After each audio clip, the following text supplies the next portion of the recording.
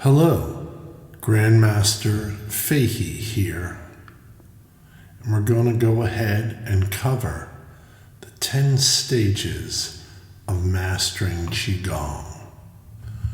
The 10 stages of mastering Qigong, a journey within.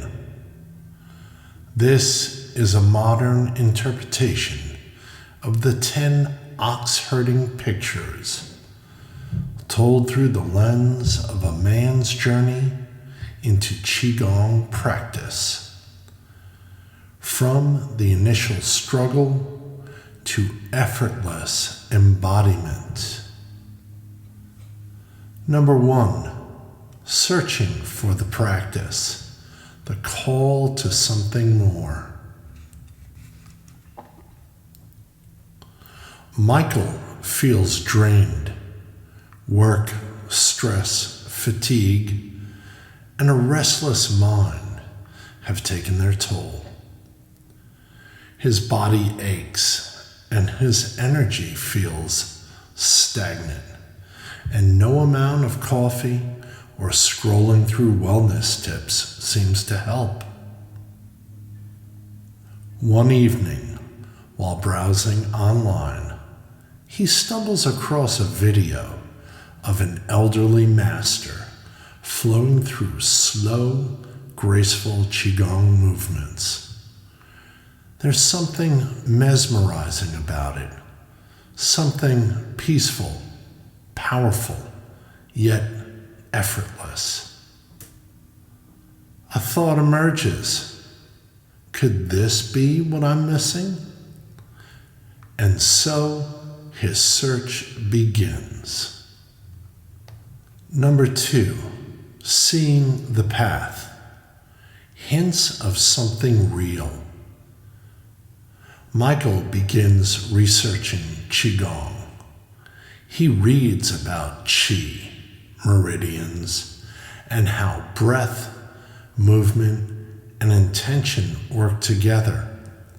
He watches videos, tries a few exercises, but struggles to feel anything special. Yet, subtle moments arise. His breath slows when he focuses. His shoulders relax. A faint warmth builds in his palms. It's a fleeting but undeniable. There is something here, just beyond his grasp. Encouraged, he commits to learning. 3, experiencing the energy. A glimpse of Qi. One morning, while practicing Zhanzhuan, standing meditations, something shifts. He feels an unfamiliar sensation, like gentle currents flowing through his arms, a pulsing warmth in his belly. Is this Qi? For a moment, his mind stills. There's no overthinking, no doubt, just pure presence. It feels like touching something ancient, something real, but as soon as he notices it, the feeling fades. The path is real, but the journey is far from over. Number 4, struggling with the practice. The mind resists. Determined, Michael deepens his practice. He wakes early, follows instructional videos, and even joins a local Qigong class. But frustration builds. His mind wanders.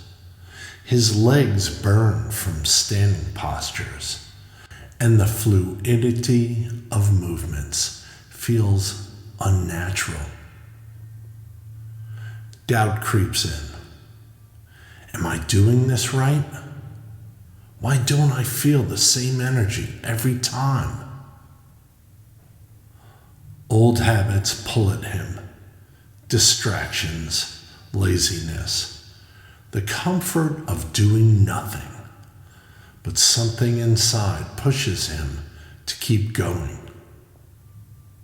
The battle is not against the practice, it is against himself. Number 5, learning flow, finding harmony. Over time, the struggle lessens.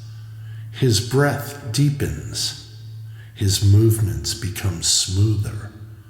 He stops trying to feel qi and instead allows it to emerge. Rather than controlling, he listens. He learns to relax into the movements, to trust the process.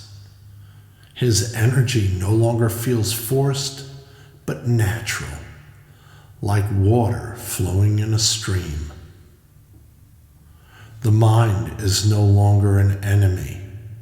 It is an ally. 6, moving with ease, integrating Qigong into life. Qigong is no longer something he does. It is becoming part of him. He moves through forms, like Badua Jin, 8 pieces of brocade, with ease. His breath and body are connected. His mind quiet. He notices the effects beyond practice. His sleep improves. His stress melts faster. His reactions are calmer. The rush of life still surrounds him, but he moves through it differently. He smiles more. He listens more. He is. 7, the practice fades. It just is. One day, Michael realizes he hasn't thought about practicing in weeks.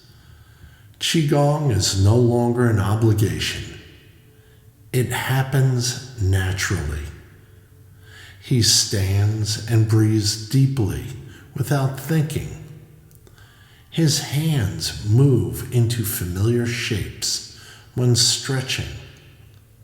His awareness lingers in his Dantian, his energy center, without effort.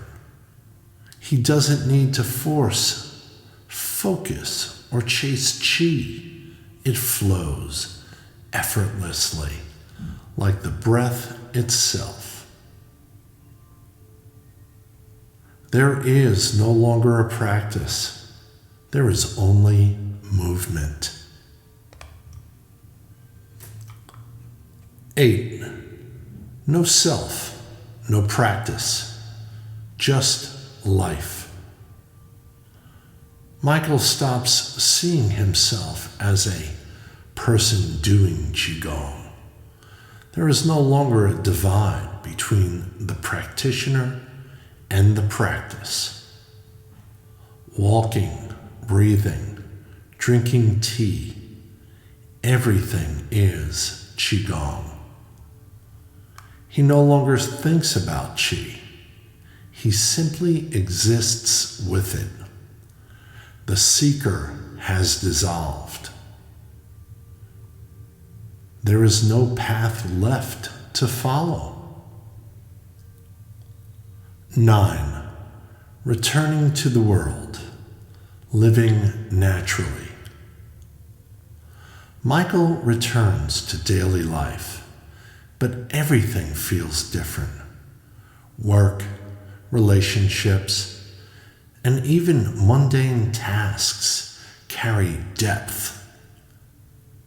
He doesn't seek stillness. He finds it everywhere. The rhythm of his footsteps, the warmth of the sun, the quiet moment before speaking. He no longer needs to withdraw from the world to find balance.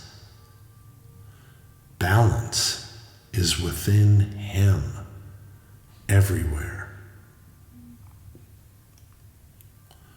10. Sharing without seeking. The subtle influence. Now, without effort, Michael begins helping others.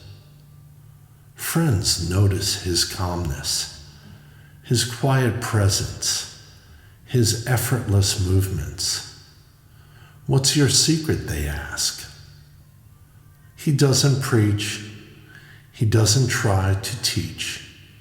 He simply shares when asked, guiding with subtle words or a gentle demonstration. Some listen, some begin their own practice. Some, like him, will struggle and doubt. But he knows their journey is theirs alone. He walks the same streets, does the same work, but everything is different. He carries nothing, yet he gives everything. And so the cycle begins again, not for him, but for those now starting their own search for Qi. Conclusion. This is the Qigong journey.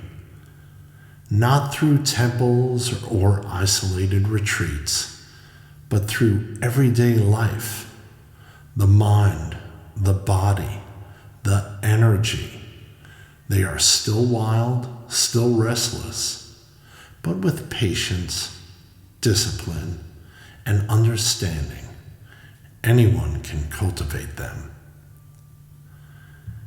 And when the practice is forgotten, only life remains.